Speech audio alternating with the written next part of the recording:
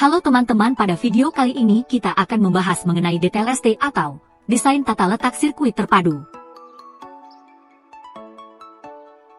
Desain tata letak sirkuit terpadu adalah kreasi berupa rancangan peletakan 3 dimensi dari berbagai elemen, sekurang-kurangnya satu dari elemen tersebut adalah elemen aktif, serta sebagian atau semua interkoneksi dalam suatu sirkuit terpadu, dan peletakan 3 dimensi tersebut dimaksudkan untuk persiapan pembuatan sirkuit terpadu.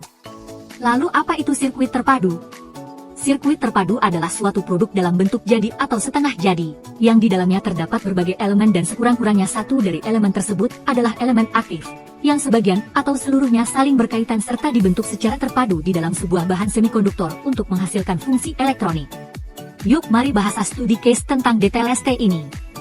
Kasus pelanggaran terhadap Undang-Undang Nomor 32 Tahun 2000 tentang DTLST antara Intel dan Advanced Micro Devices, AMD. Pelanggaran DTLST. Pemegang hak DTLST dapat menggugat siapa saja yang dengan sengaja dan tanpa hak melanggar pasal 8, yaitu membuat, memakai, menjual, mengimpor, mengekspor, dan atau mengedarkan barang yang di dalamnya terdapat seluruh atau sebagian desain yang telah diberikan hak DTLST. Gugatan ditujukan kepada pengadilan niaga, pasal 38. Di samping itu bisa melalui arbitrase, atau alternatif penyelesaian sengketa, negosiasi, mediasi, konsiliasi, dan cara lain yang dipilih oleh para pihak dan merupakan delik aduan. Apa duduk perkara dalam kasus ini? Desain USB 3.0 keluaran Intel jadi kontroversi, karena awalnya Intel belum mau menjelaskan spesifikasi USB 3.0 itu sehingga dianggap oleh para pesaingnya, AMD dan Nvidia, akan melakukan monopoli. Oleh karena itu, AMD, Nvidia, VIA dan SIS akan merasa dimonopoli oleh Intel lantaran teknologi terbaru dari USB telah dipegang oleh Intel. Hal ini dapat dihapuskan jika saja Intel hendak memberikan spesifikasi khusus untuk mereka, agar komponen-komponen yang mendukung USB 3.0 dapat bekerja pada chipset-chipset mereka. Tapi mereka juga mengancam bahwa mereka akan menciptakan port yang tidak kalah hebat dari 3.0 jika Intel masih tetap tidak memberikan spesifikasi yang dimaksud. Pernyataan Intel tersebut dengan adanya USB 3.0 dimaksudkan untuk mengklarifikasi antara spesifikasi USB biasa dan spesifikasi control host. Sementara AMD dan Nvidia telah mengklaim bahwa Intel mencoba untuk membajak spesifikasi USB 3.0 tersebut, dan Intel pun menyangkal dengan tegas. Berikut undang-undang yang mengaturnya. Pasal 35 Teripes, Pasal 1 Ayat 6, Pasal 4 Ayat 1, 2, 3, dan 4 Undang-Undang Nomor 32 Tahun 2000 tentang Desain Tata Letak Sirkuit Terpadu. Pendapat hukum. Dalam hal ini, pihak AMD, Nvidia, VIA dan SIS keliru jika menuntut bahwa pihak Intel telah melakukan monopoli, karena pada sebenarnya tidak ada kesalahan dari pihak Intel. Berdasarkan UU Nomor 32 Tahun 2000 tentang DTLST Pasal 1 Ayat 6, hak DTLST itu dimiliki oleh Intel atas USB 3.0. Mengenai pempublikasian DTLST diatur dalam Pasal 4 Ayat 1, dalam hal ini, jelas bahwa pihak Intel ialah sebagai pemegang hak eksklusif atas USB 3.0-nya yang dirilis pada November tahun 2008. Kemudian, berkaitan dengan Pasal 4 Ayat 2, jangka waktu pendaftaran desain USB 3.0 ini adalah sampai bulan November tahun 2010, sedangkan komplain terhadap pihak Intel terjadi tahun 2009. Jadi pada dasarnya pihak Intel tidak bersalah dan tidak perlu mengklarifikasi apapun, karena setiap hasil karya DTLST jangka waktunya selama 2 tahun dan pihak Intel tidak melanggar UU itu.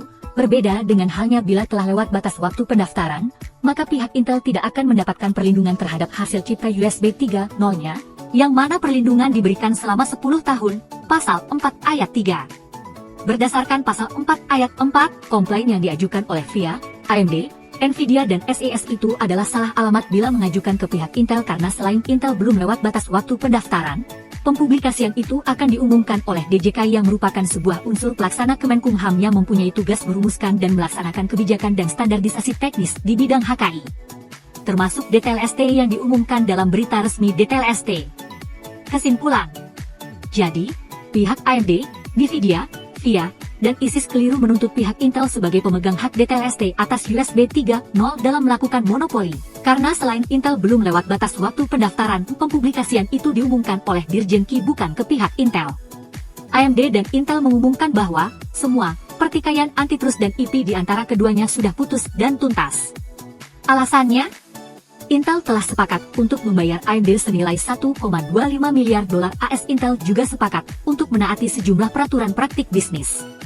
Sebagai kompensasi, AMD akan melepaskan semua litigasi yang tertunda. AMD juga akan menarik semua komplain regulasinya di seluruh dunia. Perkembangan kasus sekarang, raksasa chip Intel dijatuhi denda senilai 376 juta euro atau lebih dari 6 triliun rupiah oleh regulator anti-monopoli Uni Eropa. Dalam putusannya, Pengadilan Umum Uni Eropa mengatakan bahwa Intel terbukti menyalahgunakan posisinya yang dominan di pasar prosesor komputer, CPU, dengan arsitektur x86.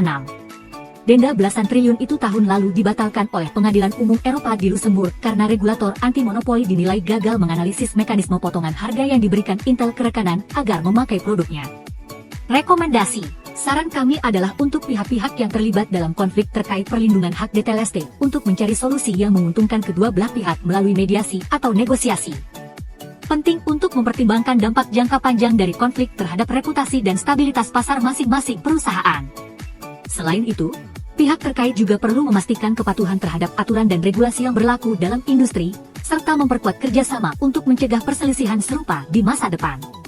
Dengan pendekatan yang kooperatif dan berorientasi pada solusi, kedua belah pihak dapat mencapai kesepakatan yang saling menguntungkan dan menghindari eskalasi perselisihan yang merugikan kedua belah pihak.